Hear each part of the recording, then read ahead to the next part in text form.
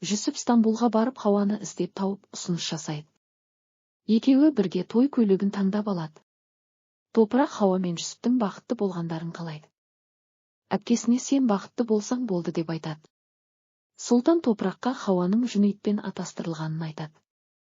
Топырақ сенбейді. Сұлтан сенбесең Жүниттен барып сұра. Хауа Жүсіпті сүймейді. Тек байлығы үшін оның басын айналдырып алды. Ол тіпті Жүсіптің бөлмесіне кіруге менен көмек сұрады. Жұрт білсе отбасыларың масқара болады. Жұрттың аузына қақпақ бола алмайсың. Әркіммен бір атастырылған деп айтады дейді. Топырақ түрмеге Жүнитпен кездесуге келеді. Жүнит Хауа екеуінің атастырылғандарын айтады. Түрмеден шыққан соң Каппадокияда болмаған той жасаймын. Келесі келгенде Хауаны бірге ертіп кел деп айтады. Топырақ ештеме айтпайды. Сеткі Топырақты көріп кіммен сөйлесуге келдің бері кел деп айқайлайды. Топырақ қолыңды тартып кетіп шығып кетеді. Сик апасына Топырақпен сөйлес. Оны алып кел деп айтады.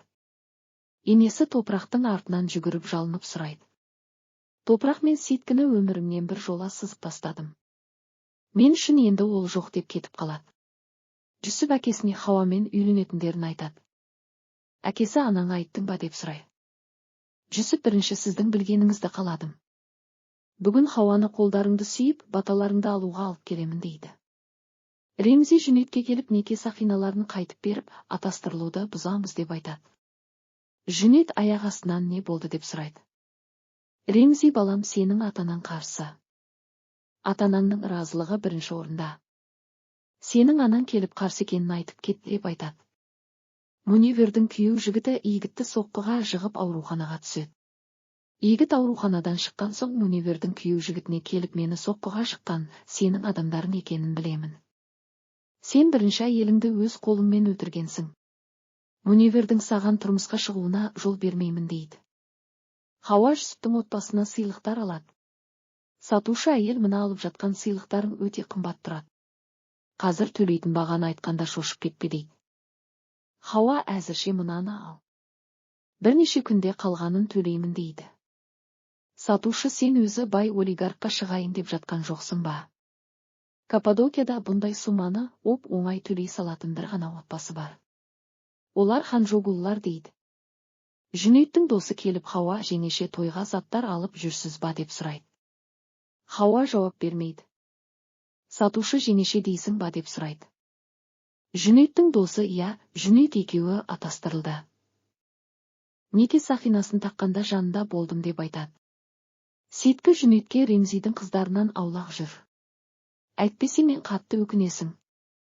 Олар бірінен бірі өткен бәлеқорлар деп айтады. Жүнит не айтып тұрсың?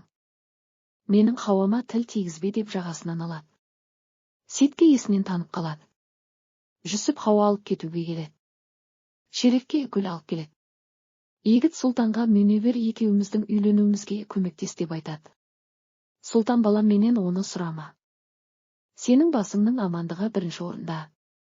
Муневердің күйеу жігіті өте қауіпті адам. Муневерден бас тарт дейді.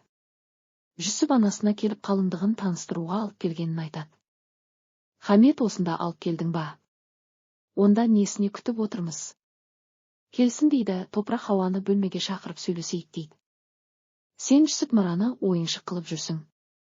Жүнитпен атастырылғаныңды білемін. Сенің бұлай жасағаныңа сене алар емеспін. Жүсіп мырза бұны білу керек деп айтады. Хауа Топыраққа айтпа деп жалынады. Топырақ сен өзің айтпайтын болсаң мен айтамын. Дәл қазір барып айтасың дейді. Жүсіп ішке кіреді. Хауа Жүсіпке сен бара бер. Мен қазір артыңнан барамын дейді. Топыраққа мен сені бар қателіктеріне қарамай сіңілім деп жақсы көрдім. Ал сен болсаң туған әпкеңнің бір қателігін кешіре алмайсың ба? Мінсіз адам болмайды. Бәрі қателесек деп айтып шығып кетеді. Жүсіпке жұмыстан хабарласып сыртқа шығып кетеді. Хамет Жүсіппен қалыңдығы келмеген соң күтіп отыра алмай төменге түседі. Хауаны көріп сен мұнда не істеп жүрсің? Стамбулға кеткен жоқ па едің деп сұрайды. Хауа қайтып келдім дейді. Хамет мұнда не үшін келдің дейді. Хауа Топыраққа келдім дейді. Хамет бұл саған кім болса сол келіп кететін жер емес. Сені енді бұл үйден көргім келмейді. Топырақ пен тәтеңмен кездескін келсе сыртта кездес деп айтады. Хауа жылап кетіп қалады. Жүсіп Хауаны іздеп үйіне барады. Әкесі үйге келмегенін айтады. Көшеде жылап тұрған Хауаны көріп жанына барып не болғанын сұрайды. Хауа, сенің анаң маған сені үйден көргім келмейді. Енді келуші болма деп айтты. Ол мені келіні ретінде қабылдамайды. Біздің некемізге қарсы болады деп жылайды. Жүсіп, мен апаммен сөйлесемін. Ешкім біздің үйленуімізге қарсы бола алмайды дейді. Хамет сұлтанды жерден алып жерге салады. Хауа үйге не үшін келді?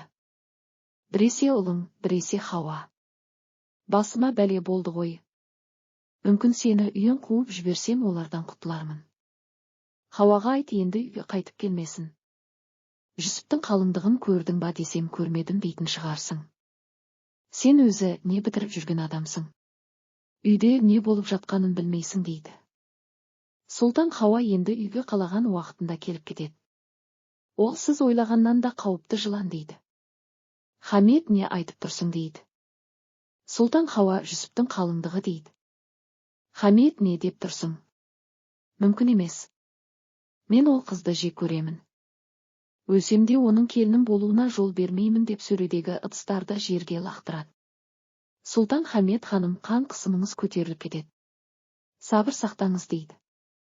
Хамет есінен танып қалады. Ремзи Топыраққа келіп Жүсіпке ештеме айтпа деп өтінеді. Топырақ, әке, бұған сіздің де қатысыңыз бар ма? Өкінішті. Менен өтінбеңіз. Жүсіп мырза қалайда шындықты білуі керек дейді. Хамет, Хауа кіммен байланысқанын білмейді екен. Мен оған көрсетемін дейді. Сұлтан, қаласаңыз бірге әрекет етейік. Не бұйырасыз? Менің не істегенімді қалайсыз дейді. Хамет, сен біздің арамыздағы әңгімені сыртқа жаятын болсаң, сол сәтте сені үйден қуып шығамын. Ал қазір Хауаға барып жағдайды біл дейді. Сұлтан Ремзидің үйіне келеді. Хауа Топыраққа бәрін сен айттың ғой, иә дейді. Сұлтан, мен ештеме айтқан жоқпын. Басқа адамдардан естіген ғой. Мен де сендердің жақтарыңдамын. Топыраққа ештеме айпа деп көндіремін дейді. Хамет, ханымға келіп Хауамен сөйлестім. Ол қазірден Жүсіп екеуіңіздің араңызға от салып бастапты. Жүсіпке анаң мені үйден қуды. Мені жек көреді. Келіні ретінде қабылдамайды деп айтыпты дейді. Жүсіп анасына бүгін кешкі асқа қалыңдығым үшеуміз барайық деп айтады. Хамет ештеме білмегендей келіседі. Топырақ Хауаға звондап, қазір кешкі асқа барғанда шындық айтасың, әйтпесе олар үйге келгенде мен өзім айтамын деп айтады. Хауа, әкесіне, мен Жүсіпсіз өмір сүре алмаймын. Сен қазір Топыраққа барып, Хауа үйде жоқ. Анаң оның көріпті. Түрден түр жоқ. Өз-өзінде емес деп айтты. Өзіне бірдеме жасайды ма деп қорқамын. Оны іздеп еш жерден таппадым. Сен оның қайда екенін білесің ба деп сұра дейді. Ремзи Топыраққа барып Хауаның айтқанында айтады. Топырақ, мен оның да екенін білемін деп сыртқа шығып кетеді. Хауа арқанды алып байлап Топырақтың келгенін күтіп тұрады. Мойнына арқанды байлап тасты итеріп асылып қалады.